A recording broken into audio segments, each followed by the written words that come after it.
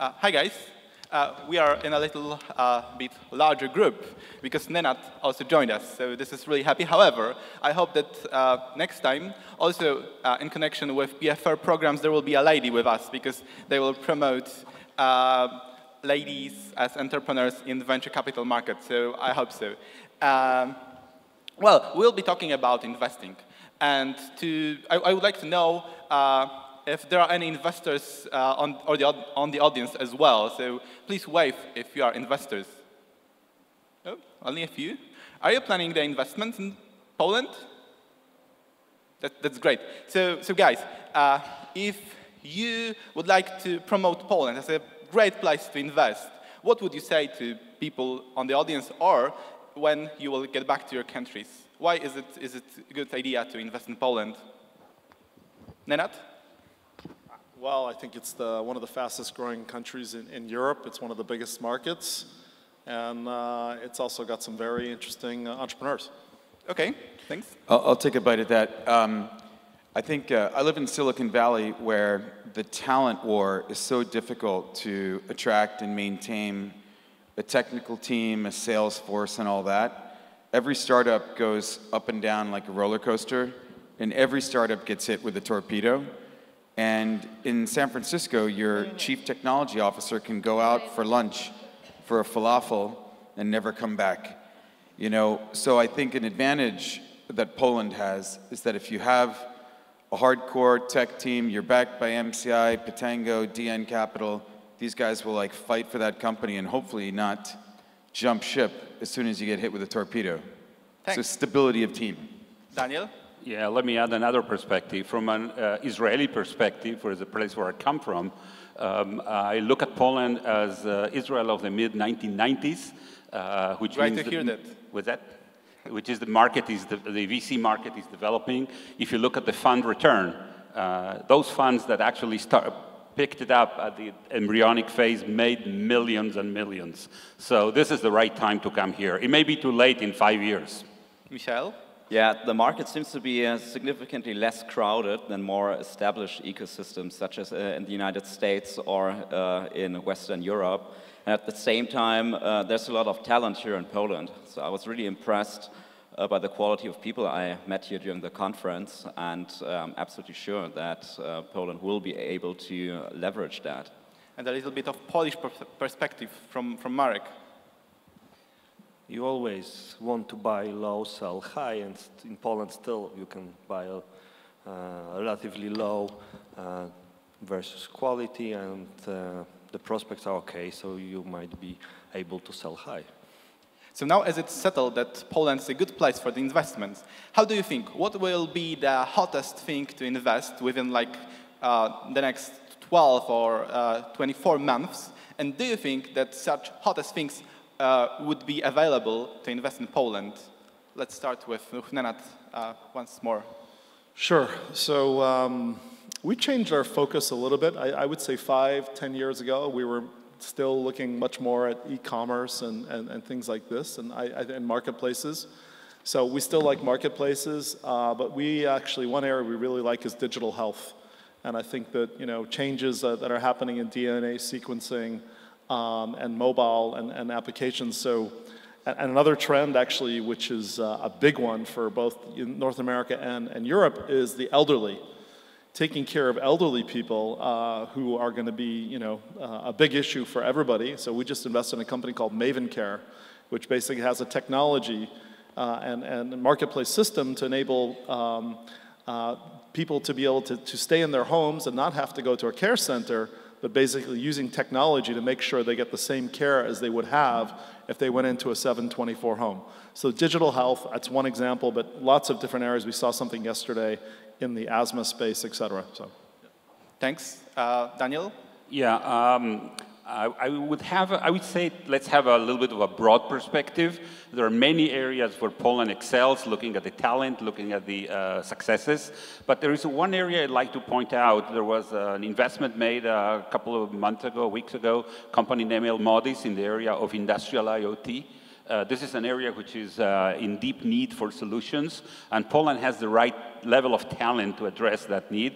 Industrial IoTs like controlling machines and monitoring using the cloud to make the manufacturing process go well, and there is plenty of activities there, and this is one of the areas we'll be looking at.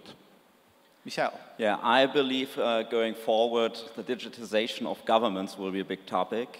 The whole topic around e-governments. I recently read an article about Estonia that have digitized their governmental structures quite a lot. Means a lot of savings.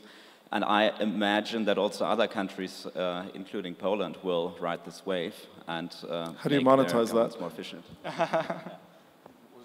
How do you monetize that? Yeah, I was going to say, I'll disagree with this. I don't like investing in startups that sell into government. It's just a painful sales cycle. The #1 cause of death for startups is running out of cash. And it's either got to come from these guys or me or sales. And selling to the government is no fun. That's my personal opinion. That said, you know, you go to get a visa to go to China, you waste a whole day at the damn embassy. You go to Turkey and you do it online and it's beautiful. So they should all digitize. I just don't want to be funding them endlessly until they get the sales. Yeah, whoever funds it is a different question, but I still believe there is a trend, and whether or not I'll be able to monetize it for a fund, that's a separate discussion. Guys, well, when you want to invest, you probably often meet with, well, you obviously often meet with the entrepreneurs and how they should prepare to the question that you will certainly ask. How do you value your company? What is the best answer to such question? How do you value your company? I'll take a stab at that. Yeah. So if you have a great entrepreneur, he usually has 5 or 6 term sheets. Mm-hmm. And so the valuation gets relatively set for you. It's a supply and demand issue like everything else. So I'll give you an example. Fabrice Grinda, who was the founder of OLX, which is the largest online classifieds in the world. So when he started OLX, he also had another company called Backup My Data, which actually would have been Dropbox if he'd done that. And he called me one day and said, no, I got great news. I've decided to do OLX full time. I said, that's great. And he got a little bad news. I have 7 term sheets. Okay? So good entrepreneurs are going to get a lot of term sheets, and you're going to basically have to value it. If you think the guy can create $1 billion company, then you don't want to be like fighting over 10% on a pre-money. Michel, and what answer would convince you the most? How should be the valuation justified? The valuation, that's a tough topic. It really depends on the stage. So in an early stage startup, so often there's only an idea, not a product, but hopefully an excellent team. In certain other situations, there are some numbers, there are some unit economics. So I'm really struggling to give you like a concrete answer how to come up with a valuation. Well, one thing I've witnessed with entrepreneurs is they're born coming out of their mamas screaming about dilution. They seem to be born knowing that dilution is a bad thing. They want to know what % am I going to own when I sell and exit this company. There's a lot more to this than dilution. And it's very important that when you raise capital for your startup, you figure out what is my monthly operating expenses, how much cash am I raising right now, and how many months of runway am I going to be able to last with the cash that I'm getting in the door now? And they got to leave some time to be able to raise money again or try and hit some milestones. And the key thing is do not raise money at too high a valuation.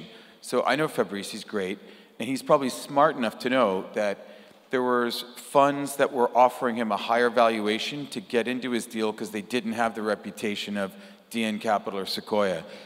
And he was smart enough to not take the big valuation because you got to be able to get that runway, build your business to raise the next round in 18 or 24 months or maybe 9 months, and make sure your next round is an up round.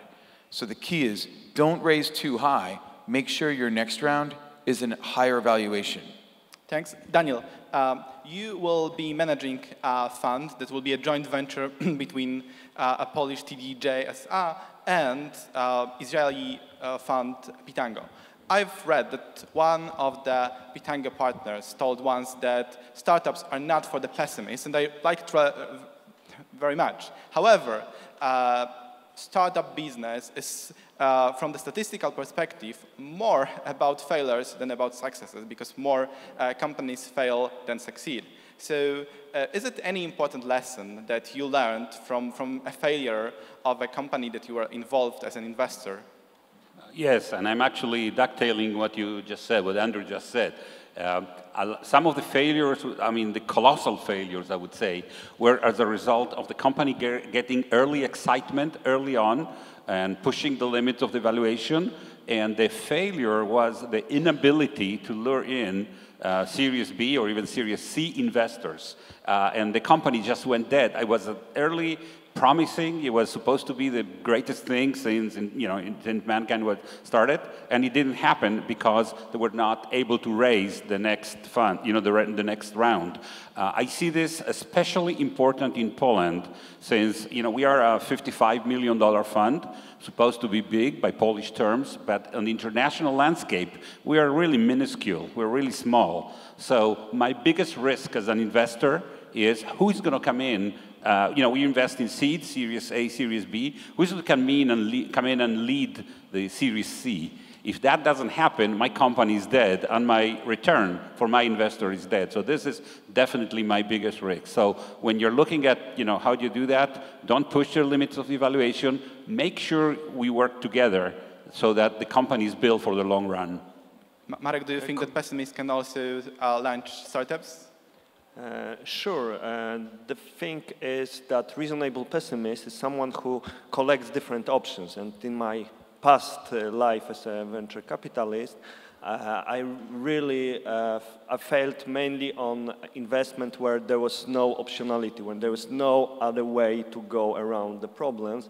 So for sure, if you have a portfolio of options, it's better than have only one plan which looks attractive at the given moment, because the things might change, and then you are stuck with a plan which does not work anymore. Nenad, you must see a heck of a PowerPoint. Is it the best way to pitch you, or do you think there is some other better way?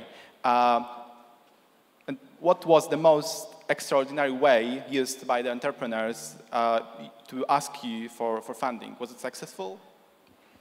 Good question. So we see a lot of businesses, right? So I actually do like a 15 to 20 page PowerPoint presentation so that I can go through business plans very quickly and figure out whether it's interesting or not. And as mentioned earlier, if it's early stage and there's not much, we look at 5 things, right? I look at the management, the market, the product, the velocity, and the price.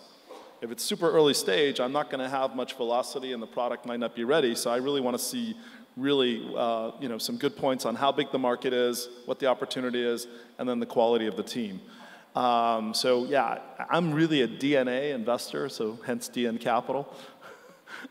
And so I'm really focused on the quality of the team. So if the team can show me ways that I can get more views on what they've done, and sometimes it's a young guy, he's never done anything, but take Nico Weiler, he was at Harvard, he was a pole vaulting champion. But what is the best way? If I'm the entrepreneur and I have a great team, how we should present that we are great to you in such a way that you can see it? Well, first of all, you got to get to me, right? And yes. I want to see that you're clever enough to get to me without a friggin' banker. That's the worst way to get to me. If you're an early stage company and you have a banker, I'm going to throw it in the trash. I've read about the accelerator program by Turkish Airlines. They allow startups to pitch to the business class passengers. Did you have an experience like this, that startup people approach you in a very surprising situation?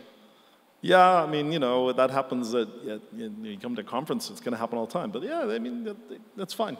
You can listen to it or not. Michal, did you have any surprising situation when you were approached, like hairdresser or, I don't know, things like this? Yeah, well, there are sometimes such situations. So once a founding team simply showed up and I didn't have time, so they were just physically standing in our office. So this does happen, but well, I think the most successful route is the slightly more traditional route by just emailing me, getting an appointment or a phone call scheduled, and it's also a little bit more successful usually. Okay. Well, one tip, Daniel will have an office next to Plac Grzybowski, very close. So if you want to pitch him and his fund, you need to... Just show up at his office. He loves it.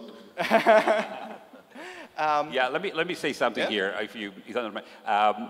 Sending a PowerPoint is basically very important because it becomes a vehicle of communication within the fund to socialize the deal.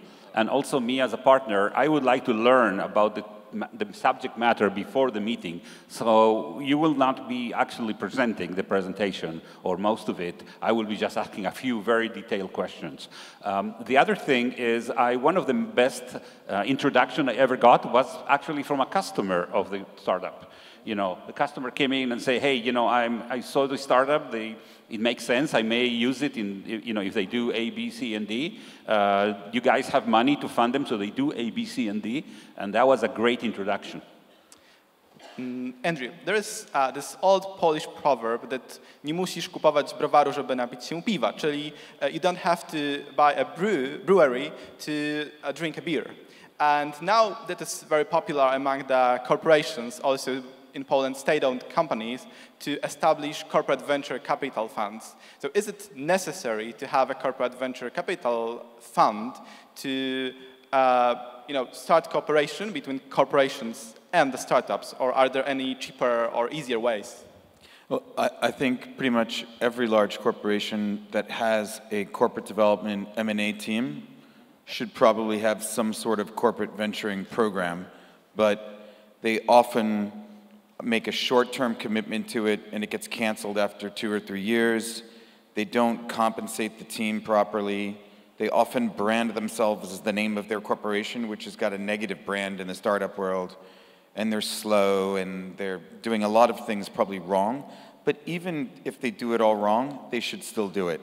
I think that the benefits that they'll get, even if they make a total disaster of it all, but they buy one company in 10 years, that brings in multi-billion-dollar revenues, they should do it. And my advice is that they want to access the external innovation, so go with the guys with the good reputations and get into NetAd's portfolio now. So they can invest. You want to get to know this guy? Give him a bribe. Put $25 million in his fund, and he'll probably have lunch with you. And then he'll tell you about his startups. NetAd, you want to disagree with that? 20 is a good number. He'll take 20. Nenad, you actually are a business partner of one of the first Polish corporate venture capital funds established by PZU. Was it difficult negotiation to get in touch with them? I can't comment on the negotiations, but they've been a very valued partner, and they've opened up a new market for us. So you'll see more of us in Poland. Okay, that's great. In fact, actually, but one of the first deals I ever worked on was a Polish company called Entertainment, which was the biggest cable company here in Poland. It then became Vizia. We took it public in New York, and then we sold it to UPC. So that was my first big investment in 1995. Thanks a lot. So here's the last question, because we are running out of time. There's a lot of prediction about the businesses that will be taken over by the robots and about the people that will lose their jobs in connection with the robots taking over their jobs. Are you afraid that robots can also take over your jobs or can enter the venture capital world? Nenad?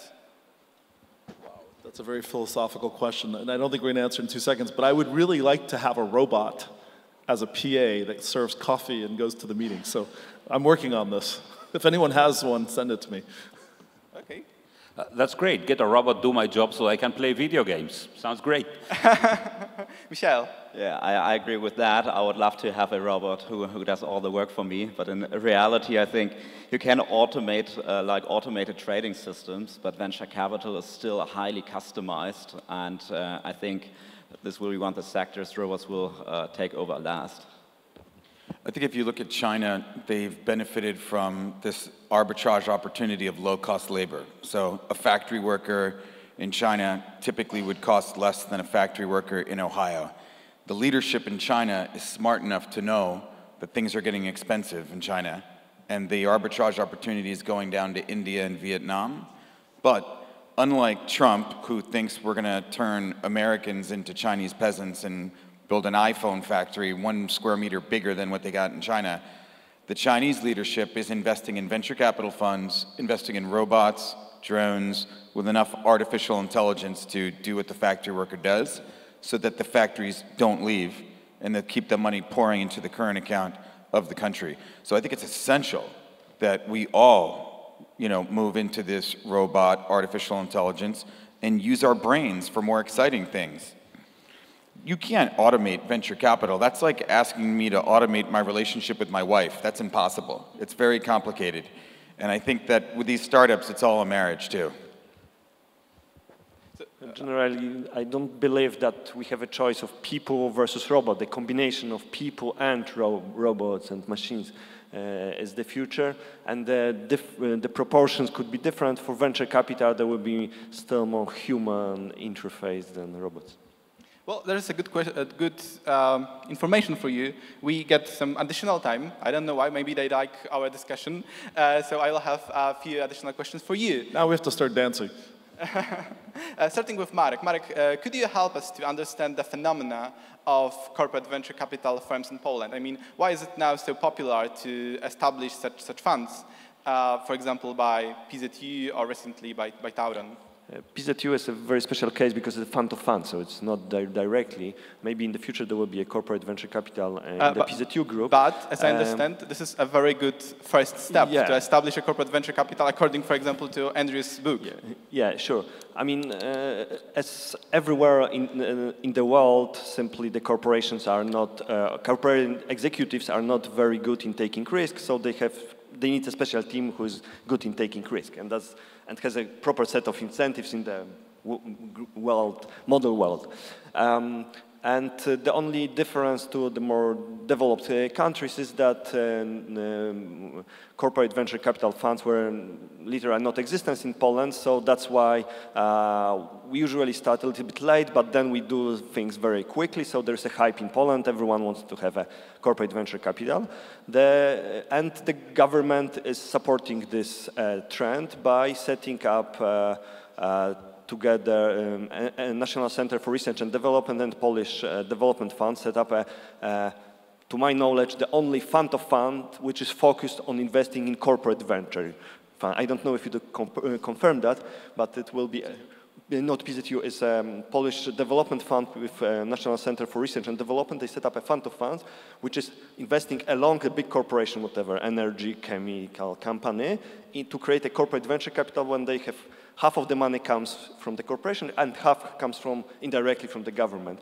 And it's run on the commercial terms, and I'm very excited if it will fly, that there will be a corporate venture capital funds which are not fully sponsored by the corporations. I think it's incredibly important. If we're talking about Pitango launching in this market of Poland. One of the risks is, how evolved is the population of entrepreneurs? It seems like that's pretty good going. But a big problem is, do you have a funder, like a VC or angel, for every stage? And if you strike out with the top 5, where else are you going to go? And so this becomes a risk. Another risk is, can you sell your company along the way? And if you are in the Silicon Valley or London or New York in the very evolved ecosystem, you could probably sell your company for a team acqui-hire buy or something, or a little bit of technology. We're friends with Corp Dev. But if you want to get Google to buy a company here, to get on their radar, you probably need more revenue. So when these corporates enter the picture in a place like this, it'll put more money in the system. You got more people to co-invest with you. You've got, part of their thesis was to use CVC, corporate venture capital, to juice and drive M&A. So now you start to solve all your problems. You got co-investors, you got more populations that can fail and do better on the next one, like Nicholas Enstrom didn't do great on his first 2.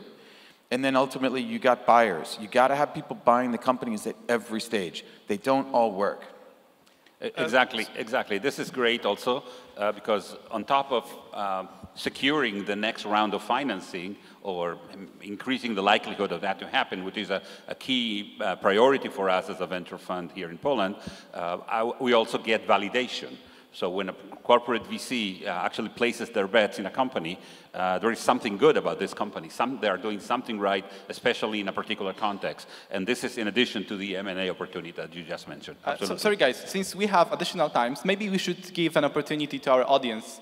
So if someone has a question, we have top venture capitalists here. So I think that there's a lot of knowledge that they can share with you. While we're waiting, I just want to say one thing. I don't know if the statistic is true. I think I heard it from CB Insights that 82% of European venture-backed startups get acquired by American domiciled buyers. Now, 82% sounds like a lot. Does that mean all French people that work in IT are eventually going to have American masters? And if that statistic remains static for the next 30 years, what does that mean for European society? That's changing a lot, though. That's changing a lot. I mean, you see more and more Chinese buyers coming to the market, Japanese buyers. We sold Quandu to Recruit. Just coming back on the ecosystem, is there a question in the audience? Is anyone? Okay, here we go. A very quick question to Daniel about Israeli startups and entrepreneurs. While knowing the mentality of Israeli entrepreneurs, and there are thousands and thousands of them, and Poles, do you see some differences in their psychological attitude? I've heard that Israelis are taking risks much easier than Polish young entrepreneurs. Well, considering that a lot of these Israeli entrepreneurs have deep Polish roots, I wouldn't seek my, the answer in the area of biology or DNA or anything. It's probably pretty same or very close. Yes, Israelis are more prone to taking risks. It's the nature of the country and what happened. But I think the main, there is Polish excellence in the area of technology that is second to none. This is a tremendous advantage. Yes, there is shortage in management expertise in Poland, and one of the reasons, or one of our tasks as a venture capital will be to help these companies create, develop, or acquire that kind of knowledge. I see plenty of risk-taking in the entrepreneurship in Poland, so I don't think that's going to be a problem. So I am, all enthusiastic. Are there any other questions? If there is, please come to the front. So Can I just comment on the ecosystem? So one of the areas in Europe which has grown the fastest is Berlin.